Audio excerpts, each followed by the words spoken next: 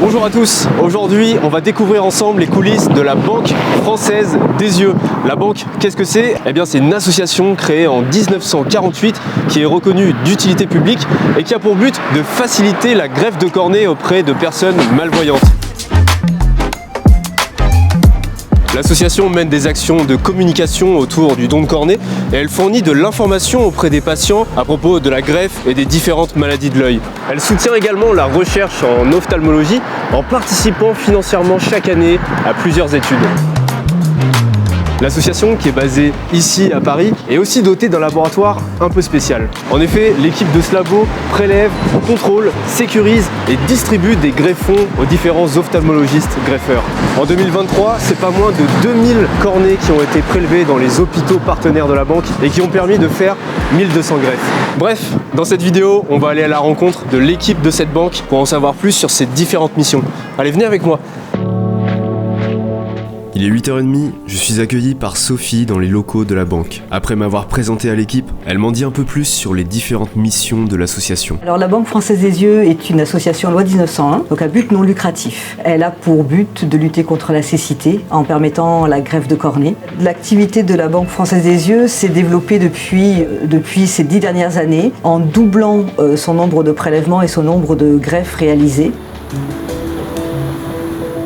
La mission principale de l'association, c'est de favoriser le développement de la greffe de cornée. Un quart des cécités aujourd'hui sont d'origine cornéenne. La cornée, c'est cette membrane transparente qui est située à l'avant de l'œil. On comprend aisément que si elle est opaque, opacifiée, le patient va avoir une baisse de vision. Et dans certains cas, seul le changement de cette membrane, donc de la cornée, va permettre au patient de retrouver la vue. Et ça, c'est la greffe de la cornée. Le but de l'association, c'est donc de favoriser le prélèvement de la cornée en premier lieu. C'est de faire en sorte que la conservation de cette cornée se fasse de la meilleure façon. Donc il y a une qualité très importante du tissu. Et nous souhaitons également participer à la recherche dans le développement de l'intervention par elle-même, c'est-à-dire de la greffe. Un foyer pulmonaire, d'accord. Ah, donc c'est apparu de manière brutale ou... Marc, ainsi que les autres membres de l'équipe, sont à l'écoute des coordinations hospitalières lorsqu'il s'agit de les informer sur le prélèvement. Une aspiration bronchique et donc les analyses sont en cours, d'accord. Donc on peut écarter le côté viral de l'infection. En parallèle, Eric, qui est médecin, revient à la banque avec plusieurs cornées qu'il a prélevées ce matin dans différents hôpitaux. C'est parti. Donc là, on arrive à la Banque des Yeux. On va déposer les cornées dans le local d'arrivée. Alors j'ai un rôle un peu hybride parce que d'une part je prélève les cornées sur les différents sites de prélèvement et d'autre part j'aide mes collègues responsables de la Banque des Yeux dans l'étude des dossiers. Oui, bonjour, c'est Dr Assolo à l'appareil, je vous écoute. Une fois toutes les cornées rassemblées, il était temps de se rendre au laboratoire pour les mettre en milieu de culture et tester leur qualité. Donc là on va les emmener au laboratoire pour faire les mises en culture. Ok, je te suis. Ok.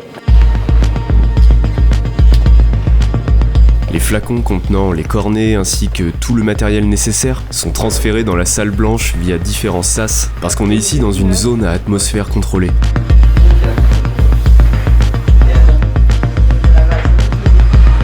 Après avoir enfilé ces magnifiques combinaisons, il était temps de manipuler nos cornées. La première étape consiste à transférer les greffons dans des milieux de culture qui vont apporter tous les nutriments nécessaires à leur conservation. En parallèle, les techniciens réalisent différentes analyses microbiologiques pour s'assurer qu'il n'y ait pas de germes qui pourraient contaminer le greffon.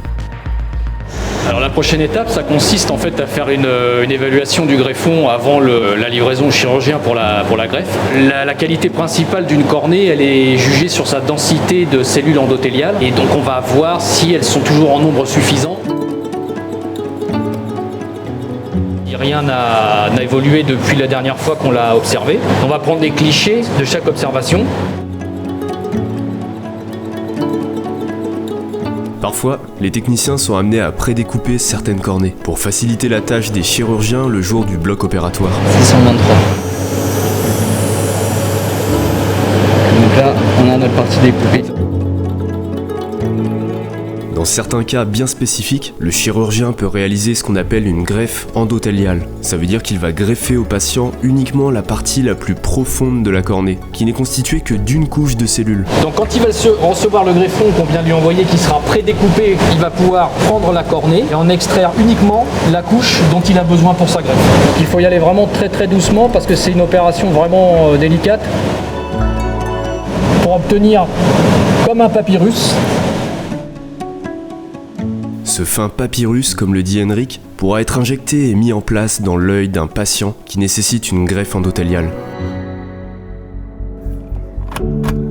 Ils m'ont découvert une maladie héréditaire de la cornée qui nécessitait donc une greffe. D'accord. Donc, ils m'ont informé de ça. C'était les deux yeux qui étaient concernés? Les deux yeux étaient concernés, donc on m'a dit qu'il fallait minimum attendre 6 mois entre les deux. Ça s'est globalement très bien passé. Alors moi je dois dire qu'en plus, je suis d'autant plus contente d'avoir été greffée que mon père a cette maladie, c'est une maladie héréditaire, mon grand-père l'avait, et mon père n'a pas eu la chance d'être greffé, et il a une vieillesse extrêmement difficile. Je commençais à plus voir, ou tout voir avec une sorte de voile, où les couleurs disparaissent. Je suis prof de théâtre, à la fin, mes élèves arrivaient, je voyais pas si c'était un garçon ou une fille. Je revis avec la greffe dans un monde de couleurs, et c'est très rapide, quoi.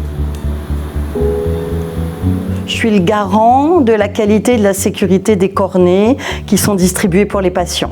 Ouais. Donc nous, en tant que banque de cornées, on est autorisé par la NSM et nos procédures reflètent les normes qualité qui nous sont demandées au niveau européen et au niveau français. Qu'est-ce qui te plaît le plus dans cette activité de banque de cornées ici? Ah, c'est une bonne question ça.